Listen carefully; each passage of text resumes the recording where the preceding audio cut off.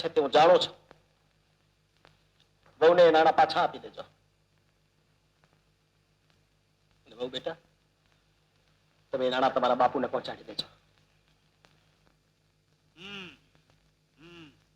ઉભો રહે. વીરસિંહ, માનસિંહ, આને કોણે અંદર આવવા દીધા? એ હજુ તમને ખબર નથી. એને બહાર કાઢો. બહાર કાઢતા પેલા કેતો ખરો ગુમાન કે અમારો ગુનો શું છે? ગુમાનસિંહ બાપુ કેતા જીભે કાંટા વાગે? બાપુ શેનો? આ બે ખીલાના જોરે વાછડો કુદાકુદ કરે છે. મર્દનો દીકરો હોય તો છોડી દે મને અને આવી જા સામે. લાકડા કાપવાની ના શેનો પડે છે? બીજા જે કર ભરે છે અમે ભરશું.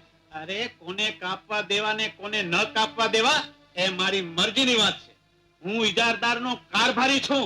તને તો નહીં જ કાપવા દઉં. તો હું મહારાજને અને દીવાનજીને બેયને તારા જુલમની ફરિયાદ કરી. ફરિયાદ કરવાની હિંમત કરી તો કઠિયારા આ તારી સગી નહીં થાય. તારું સબ કાગડા કૂતરા ચૂથી ખાય. કઈ નહીં ભાઈ, અમને લાકડા નહીં કાપવા દેતા બસ, પણ એમને છોડી દો.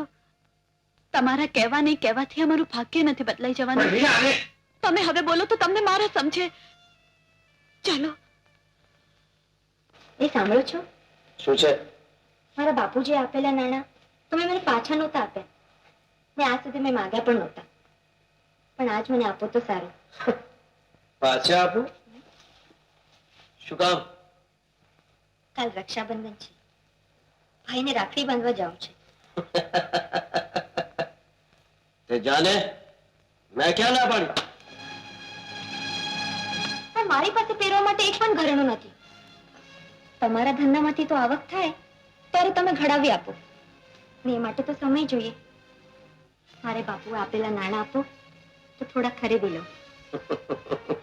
પેલી શ્રીમંત બાપને ત્યાં દાગીના પહેરીને જવાનું ના હોય, ત્યાંથી પહેરીને આવવાનું હોય.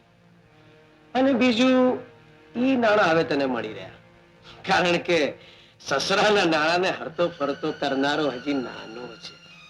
એટલે એ કામ જમાઈને કરવું જોઈએ અને એ મેં શરૂ કરી દીધું છે. એટલે એ પૈસા તમે, એટલે એ નાણાં તમે રામજણીને ત્યાં આપી આવ્યા? તમને શરમ નથી આવતી? આપ્યા નથી, અઠવાડિયાથી ધીરે ધીરે ખર્ચી રહ્યો છું. અને હજુ અઠવાડિયું ચાલે એમ છે. માટે જ કહું છું કે બાપને ત્યાંથી એકાદું ઘરેણું પહેરતી આવજે. અજય, તમે મારો વિશ્વાસઘાત કર્યો. નખો જાય રામજણીનો. હું આજે જ બાપુને કહીને એને હાથ પાર ન કરાવું તો મારું નામ વેલી નહીં. ખબરદાર જો એના વિશે બાપુ પાસે એક પણ શબ્દ ઉચ્ચાર્યો છે તો, અને જો આવું કંઈ કર્યું છે તો તારી જીભ ખેંચી કાઢીશ. અને સાથોસાથ આવતી રક્ષાબંધનના દિવસે રક્ષાબંધન કરાવનારો નહીં હોય, સમજી?